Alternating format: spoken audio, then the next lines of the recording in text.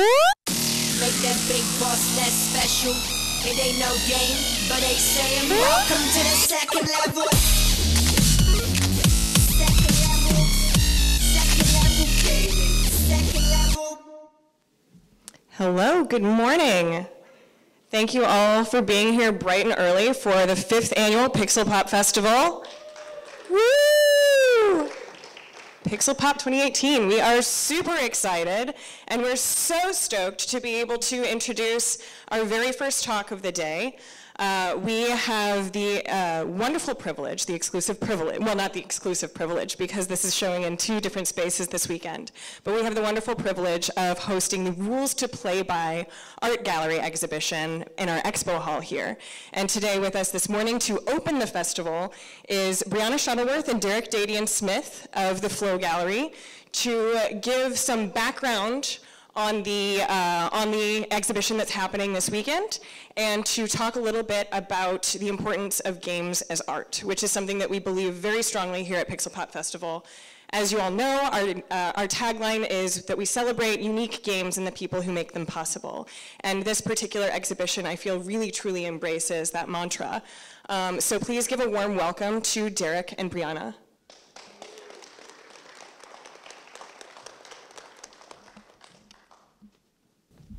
Thank you. Thank you so much. Oh, I gotta turn on my mic. Sorry, everyone.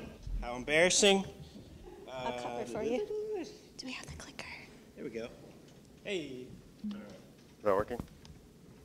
I'm a teacher, so I can project. Hi, John Luca, one of my students in the audience. Cheers. Thank you so much for coming. Hi, I know people out here. This is great. Yes, thank you so much. We're going to do more thank yous at the end, but thank you, Carol, for that awesome introduction. Bree, you want to kick us off here? I was like, thank you, Derek, for being my co-curator. You're amazing. Oh, just let's just do like 20 thank minutes you. of just thank you. Thank you, thank you, thank you. Thank you, thank you, thank you. All right. So my name's Brianna Shuttleworth. I'm an artist. I am based in Phoenix, Arizona, soon to be New York. I do games as art, and I met Derek here last year because this place is awesome. And we had this conversation to do this show shortly after, and here we are. Yeah.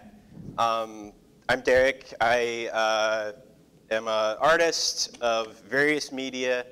I have an MFA in media art from SIU Carbondale, and I'm currently the chair of interactive media and web design at Lindenwood University, Belleville. I've met several people here in previous years who ended up coming to teach for us at Belleville. So if you're a game designer and you're interested in teaching, come talk to me. But yeah, we met last year at Pixelpop and started talking more online and decided to do this. Yeah, so we decided to create this thing called the Flow Gallery. So the Flow Gallery is a gallery that doesn't exist in a single space. We're hoping that this is something we can travel around, go to different shows, different states, different countries maybe. I don't know, I'm dreaming big. So this is, the goal of the Flow Gallery is to create a space where we can bridge game designers and artists. A lot of them are already pulling from each other, but there's not a lot of conversations happening. So we want those conversations to happen. We want to show in both worlds. We want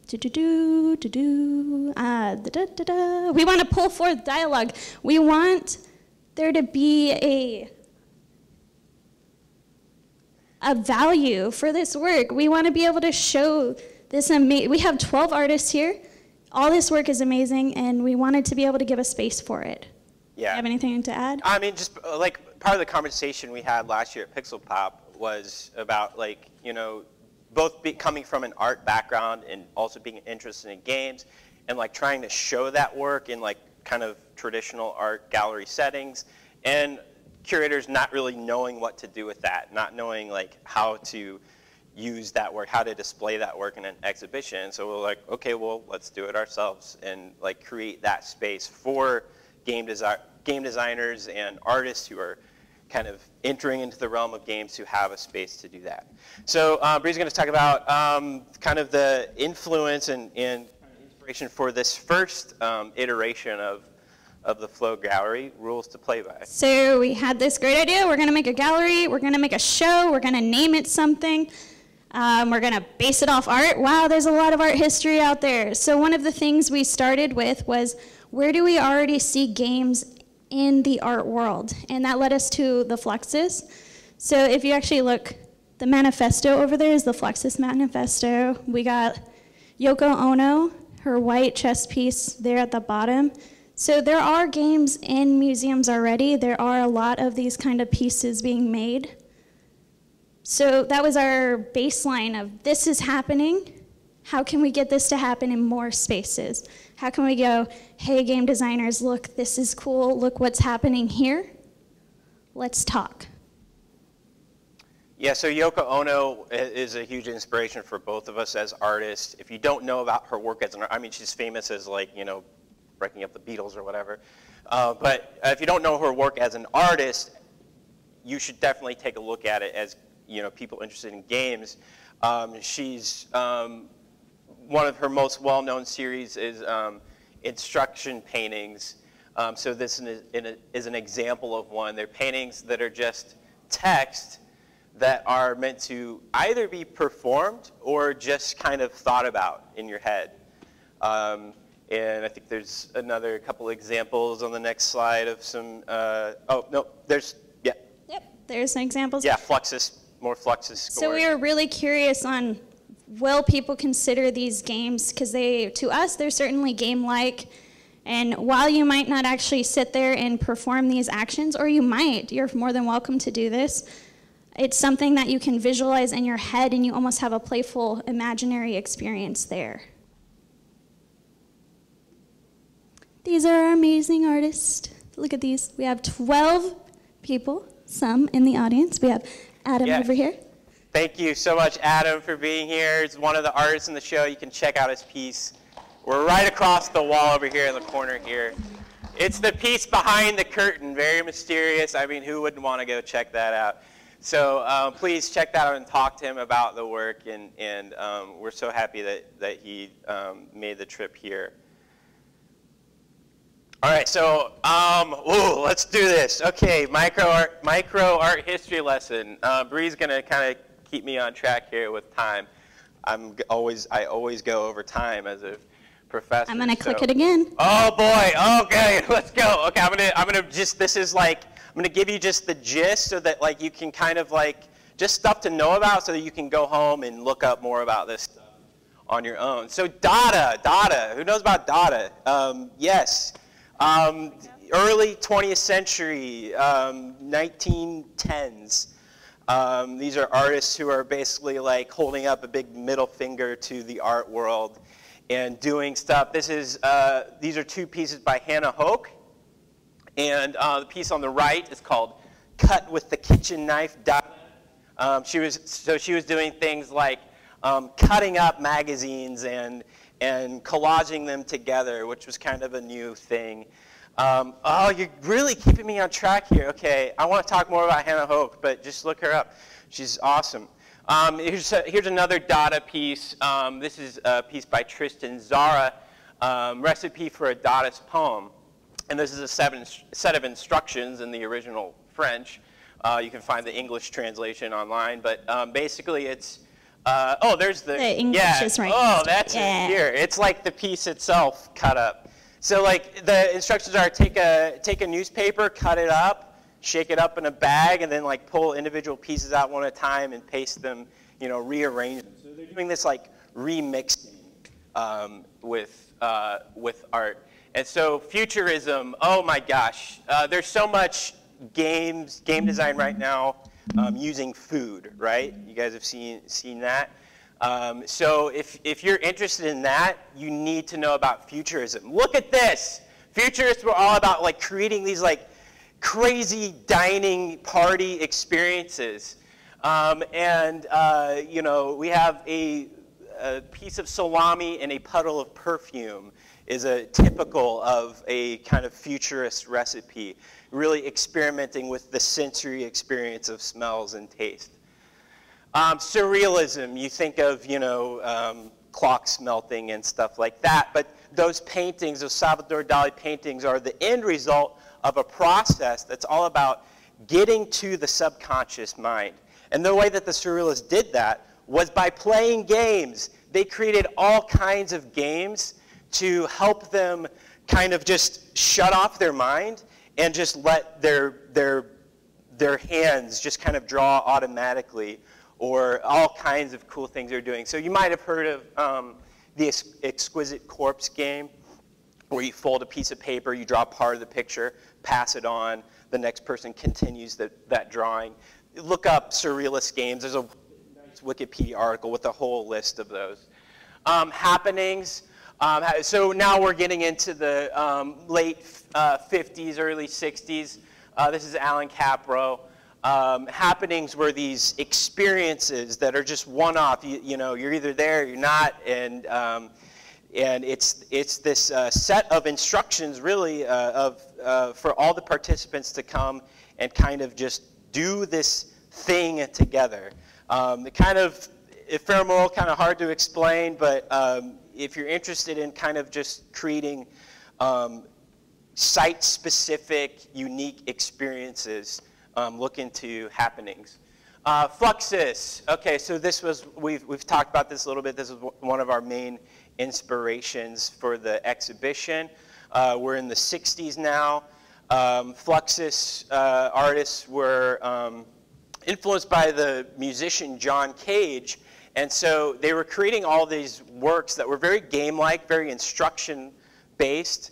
They called them scores, as in like a musical score, because they were taught by composer John Cage. So, you know, you might not necessarily, in the art history context, like, these aren't necessarily thought of as games. They're often thought of as musical scores or theatrical performances, just because of the way that the artists contextualized them at the time. But looking back, these are very game-like. If you want to go the next slide. Yes, okay, so I thought we had more examples of Fluxus scores, but that's okay.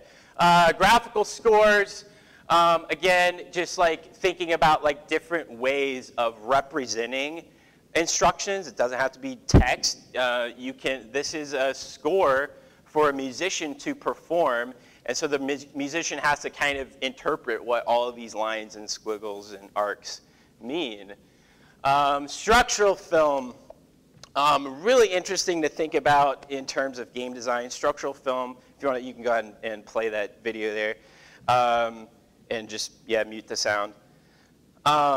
So this is a film by Hollis Frampton called Nostalgia, and in this piece, it's a shot of a photograph, a series of photographs that are sitting on a hot plate, burning up. So you see the photograph melting and burning away. And as it's doing it, there's a voiceover, which we've muted, but there's a person reading a story about the photograph. But the thing is that the story you're hearing is actually about the previous photograph that you saw. And you kind of have to figure that out through the process of watching the film. And so structural film is all about creating a language of film that you learn by watching the film. If you think about traditional filmmaking, there's all this language of film that you know, like in a typical Hollywood film, that, you know, how it's edited and stuff. You understand that language from throughout your whole life, having been exposed to that.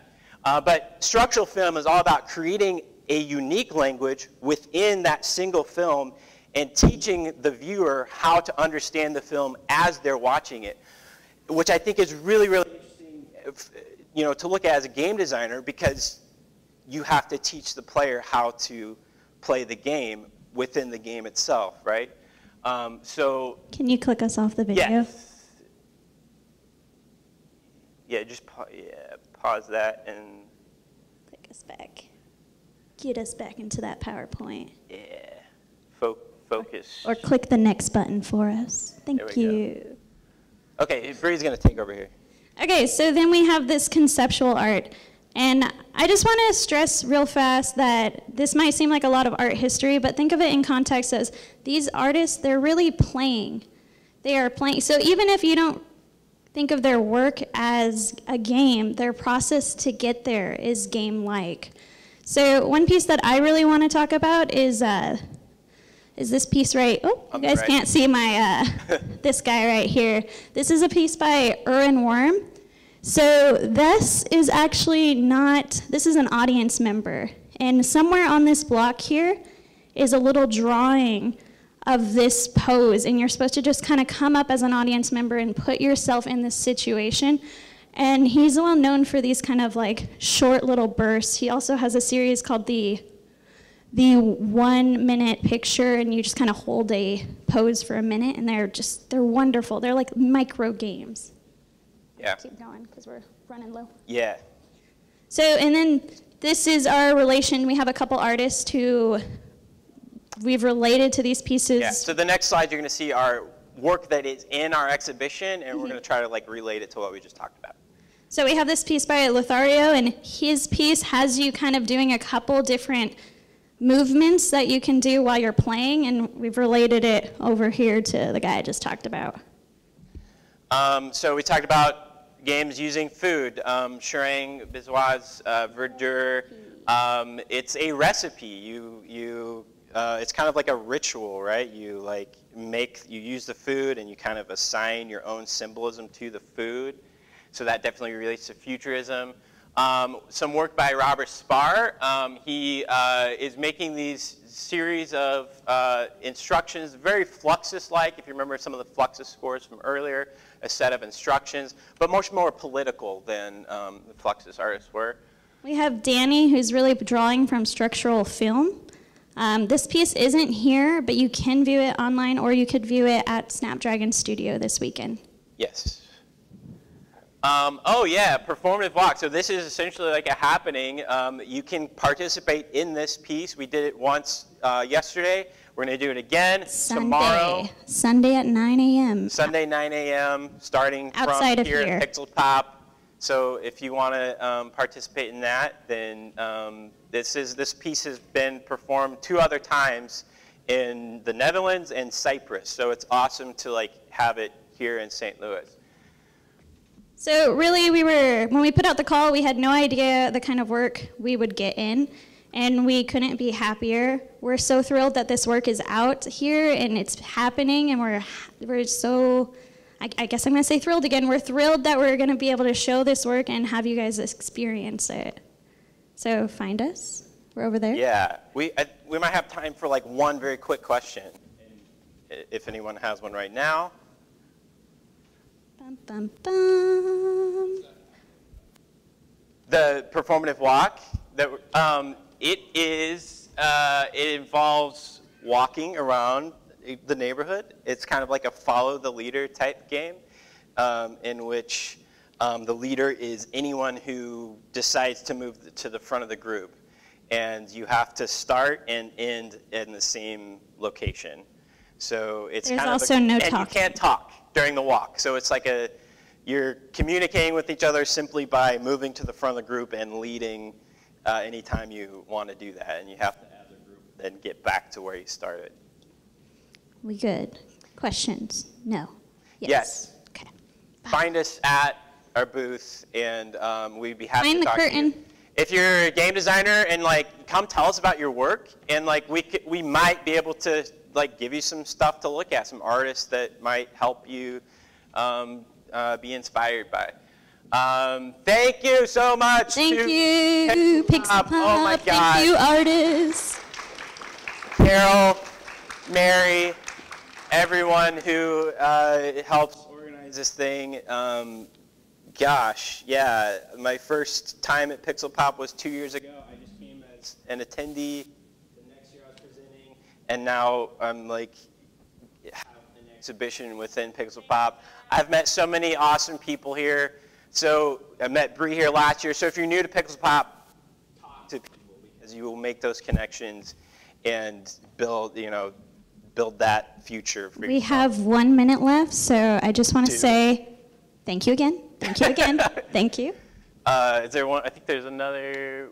Is that the last one? was Oh, the I thought last we one. had We our. did I thought it. we had our I social. kept you on track. Oh, maybe. Did we?